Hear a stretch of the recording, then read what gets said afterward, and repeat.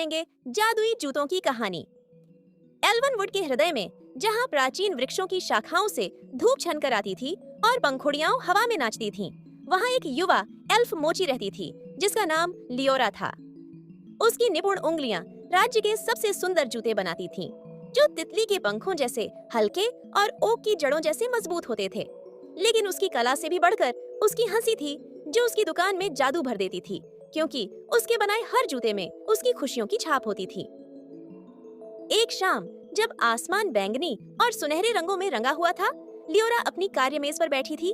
उसके सामने एक जोड़ी नृत्य के चप्पलें रखी थीं। ये उससे पहले कभी बनाए गए जूतों से अलग थे। चांदनी के रेशम से बुने हुए और किनारों पर चांदी के धागे चमक रहे थे। वह बहुत सावधानी से उन्हें सी रही थी। एक मीठी धुन गुनगुनाते हुए उसकी सुई कपड़े में ऐसे चल रही थी जैसे कोई अदृश्य हाथ उसे मार्गदर्शन दे रहा हो। क्या शानदार जोड़ी बन रही है, उसने अंतिम गांठ बांधते हुए कहा। जैसे ही उसने धागे से सुई निकाली, जूतों से एक हल्की चमक फूटी। हवा में रात में खिलने वाले चमेली के फूलों की खुशबू फैल गई और चप्पलें हल्के हल्के कांपने लगीं। लियोरा की आंखें चौड़ी हो गईं। तुम हिले? उससे पहले कि वह कुछ और सोच पाती, चप्पलें अचानक खड़ी हो गईं। उनके नाजुक किनारे ऐसे मुड़े जैसे कोई अदृश्य पैर उनमें फिसल गया हो। वे घूमी, कार्यमेज से कूदकर चांदनी में नाचने लगीं। अरे रुको! लियोरा ने चिल्लाया, उनके पीछे भागते हुए। वापस आओ! लेकिन जूतों ने उसकी एक न सुनी। वे दरवाजे की ओर लपके, ऐसे थिरकते हुए जैसे कोई उनका इंतजार कर रहा हो। दरवाजा खुद ब खुद खुल गया और जादुई जूते बाहर निकल गए। चांदनी के नीचे उनकी चांदी की चमक झिलमिलाने लगी। लियोरा उनके पीछे दौड़ी, उसका दिल जोर जोर से धड़क रहा था। वह ऊंचे ऊंचे पौधों और बेलों के बीच से होकर भागी। उसके पैर जमीन को छूते भी नहीं लग रहे थे। रुको, कहीं गिर न जाना! लेकिन चप्पलें और तेजी से नाचने लगीं। उनकी हरकतें एक मधुर संगीत की तरह जंगल में गूंजने लगीं। वे काई से ढके पत्थरों को पार करती, पेड़ों के चारों ओर घूमती और जड़ों के ऊपर से फिसलती हुईं। अंत में वे एक खुले मैदान में पहुंची, जहां तारों की रोशनी झिलमिला रही थी। परियां इंद्रधनुषी रंगों में नाच रही थीं। उनके पंख ओस की बूंदों जैसे चमक रहे थे। मैदान के बीचों बीच जादुई चप्पलें परियों के बीच जा मिलीं, मानो वे हमेशा से वहीं की थीं। ओह नहीं! लियोरा ने धीरे से कहा। सच्चाई समझ में आते ही उसके चेहरे का रंग उड़ गया। आधी रात की परियों का नृत्य।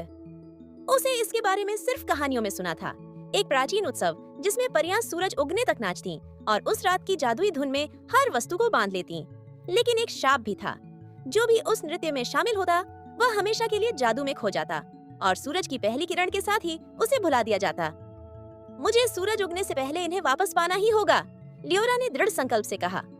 उसने मैदान में कदम रखा और उसका आना मानो जादू की लहर जैसा था। सारी परियां रुक गईं।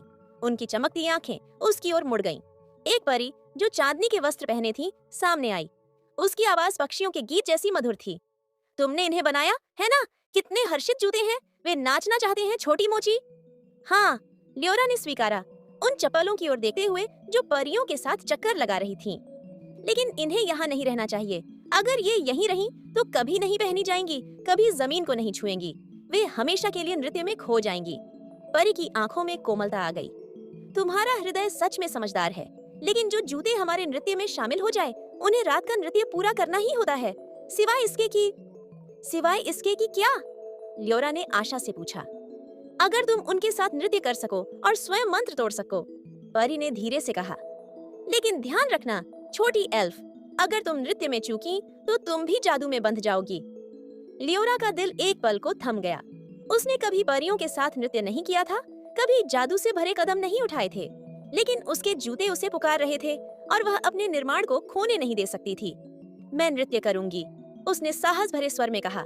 वे मेरी हंसी से बने हैं और मैं उन्हें वापस ले जाऊंगी।